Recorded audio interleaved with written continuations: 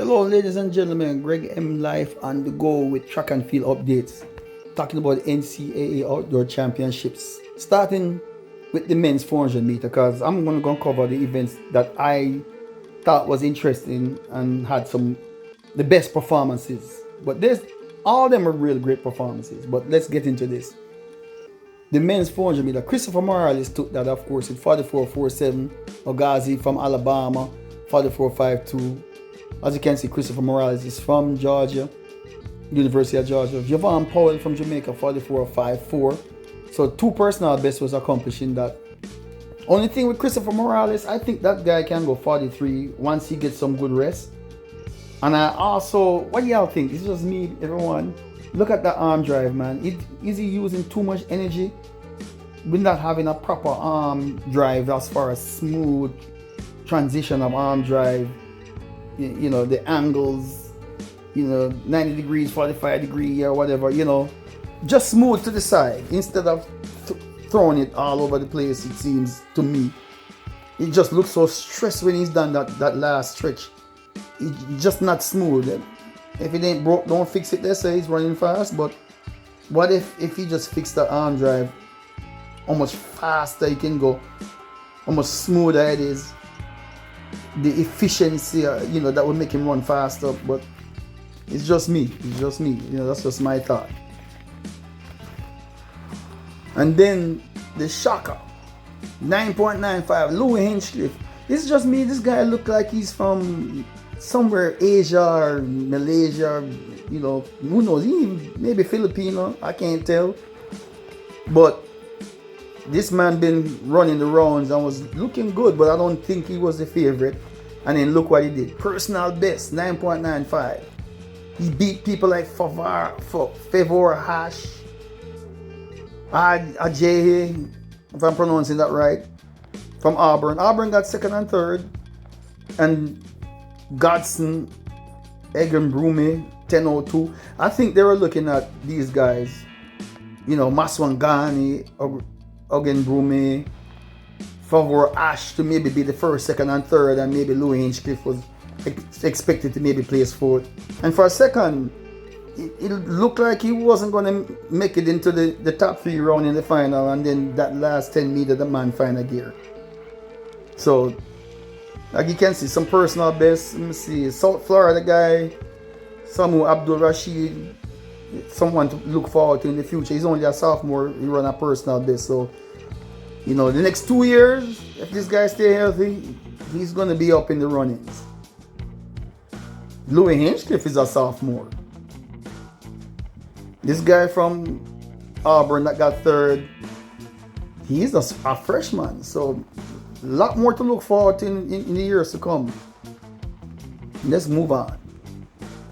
Mackenzie Long. Let's talk about Mackenzie Long. She's had a good season so far. Right? And she's ran that 21.83 personal best. So she keep improving. Collegiate leader. Then Ford from South Carolina, 22.08. Oregon Mays, 22.19. Jayla Jamison, 22.26. All PBs. First, second, third, fourth. As you can see, the times all the way down, right? But Mackenzie Long topping it, and now we're looking for to seeing her maybe vie for Olympic position and be in the Olympic in the final rounds. Because so far the professional athletes are not doing much better this year. I don't know if they just burnt out or they just slow down the program too much, or they're just working on just peaking at the right moment because they know they got to compete against younger collegiate people coming out of the scene from the NCAAs. So Mackenzie Long looking good. Then we got the 400 meter women. Finally somebody touched 48s, right? And not only that, personal best, college leader, meet record, championship record, or whatever. Looking at all that stuff there. Either way, the professional women are only been able to touch 49s. And this young lady, a senior Arkansas and from Jamaica, so now Jamaica's all excited. I've already seen YouTube videos talking about this lady and the excitement and expectations now. So I know she's going to look forward to making the Olympic team, because that's everybody's who make a career out of track and field and the love of the sport, and who's an athlete want to make the stamp. You have to at least make it to the Olympics if it's even once in a career. And I'm still looking and hoping for the women to pull off running under 48 and get to the 47s. That would be the day. If more and more women can touch the 48s, lows to mid 48 to low 48, and we have 5 of them in the finals in any major events, or even a Diamond League, we could see a world record. But you would expect to see that, especially at the World Championships or an Olympics. So let's see what's going to happen. Paulina, Weber, Miller, they're watching these ladies. You know what I'm saying? Thank Ball runs the 400 too, I think. So, of course, Sydney McGaffin-Lovroni is not going to run the 400. She's back into the hurdles to challenge herself to see if she can bring herself back to that 50 point. But what a magnificent run. Congratulations. Look at all those PBs. 48, 49, 49, 49, 50 point, the slowest. 7th place, season's best. So let's move on. Mackenzie Long, 10-8-2. You see, this is her NCAA, man. She went out with a bang in her senior years. So you know she's going to look forward to a great professional career. Brianna Liston, sophomore, 10-8-9. Chukwuma, 10-9-0. Jaden Mears, I think they were expecting her to place in the top 3, 10-9-5. Kayla Jackson too had a chance to maybe make it in the top 3, but it's the best execution at this point. 100 meters, you don't have room for much mistakes in 100 meters. Any little mistake can cost you. No matter how much you're prepared, you got to be able to respond when everybody is right and lined up together. And the person with the best top end speed and who can maintain relaxation and momentum the best is going to be the winner. In this case, Mackenzie Long pulled it off. She came out blazing. I mean, she wasn't in the lead. She was maybe looking at the race. I have the videos, some clips later on after my comments to look at for you guys to make your judgment. But NCAA is, they didn't disappoint. Always top-notch performances. Brianna Liston from Jamaica, by the way, she's going to be looked at for the Jamaica team, so we'll see.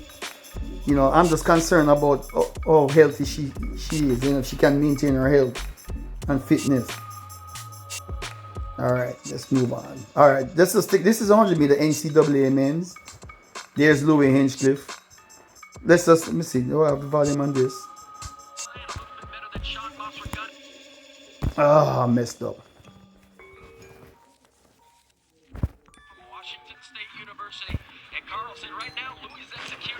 Playing a little bit better than Sean Masragani, but nobody has beaten these two all season long. No doubt. Conference meet, regional meet, there's Godson. I think they were looking at this guy to be the favorite. Right. This is the lineup. Favor Ash, I think, was one of the favorite. Yes, and Louis Hinchcliffe has Maswangani. Coaching clinic finished to his race. And even that RJI, man, I'm messing up, but the other guy, Kenyon Sola from Auburn. They're getting in the blocks. They're all trying to get themselves settled into the marks. Finish high to buoy Houston's chances of the national title. title. And yeah, good start. Look. Hinchcliffe is not even in the lead, but here, he kicked in the gear right here, 10 meters from the tape. The other guys couldn't hold their form, but Hinchcliffe found another gear and shot them. Look at that. And I think that guy knew from running the rounds that he could be with the best of the best and probably win it. I don't think the commentators expected him to win. Even his coach, Carl Lewis. I think Carl Lewis is still holding out hope for Maswangani. to put his race together. Ncaa was consistent in all the rounds, right? And he pulled it off. You see, he doesn't, he look like he's Asian, you know. So I think they said he's from the UK. I can't remember. Correct me if I'm wrong. But either way, the man is an athlete, and the man pulled it off and beat all them other guys everybody was looking at to take it, Ash and so forth. Because he was running good all year long too from Auburn. Alright, let's move on. And the 400 meter. The women's 400 meter was a scorcher for the women, for the NCAA. This is the NCAA, ladies and gentlemen. I'm probably going to get demonetized because I have to borrow these clips off the internet, but I got to watch it and review it. And yeah, this is for all you 400 meter runners, you got to get out that first 100. It's a matter of knowing how to find the right speed. She's already 2 races on the back stretch. 9, 8, 7 and 6 is all in the lead. And 5, all Arkansas. There's 2 different races at this point now. There's 1st, 2nd and 3rd and 4th. And then everybody else is vying for 5th, 6th, 7th, 8th. Nickisha take the lead. Come off with great momentum of that 110. Look. Man, she's burning up the track. 48.89. She finished strong. She didn't falter. She kept that momentum. She didn't look struggling. Like sometimes in the 400 meter you see them struggling. And sometimes they might win, but they have to fight. She just looked smooth the whole way. She run out, it seemed to me like an even race. You know, she got out that first 100, that's the key. Maintained that backstretch. Never dropped off her form. And then started to gradually come off that last 110 into the 100. And just kept her relaxation and arm drive going. And the thing about it, she never break her form. And because of that, she was able to keep extending and win the race. Not only that, get a 48.89. That's a world lead in my opinion. Somebody let me know if anybody ran 48 this year besides this young lady. So, Paulino, Tenke Ball and whoever else, Shani Miller Weeble from Bahamas, they got to be knowing that this lady, if she stays healthy and get re-energized for the Olympics, meaning that she have to make the Jamaica team first. She's a senior, so she's probably going to be looking for a professional career too. We'll see, I hope so, after running 48.89. And last but not least, the women's 100. In the semifinals on Thursday. Mackenzie Long and Brianna Liston. Over the allowable at their backs. Kayla Jackson from Georgia always. Brianna Liston is just a sophomore. Mackenzie Long is her senior year. The double NCAA winner, 100 and 200. I think this lady here from Oregon, in lane 4, they thought she was going to be in the top 3. Good start.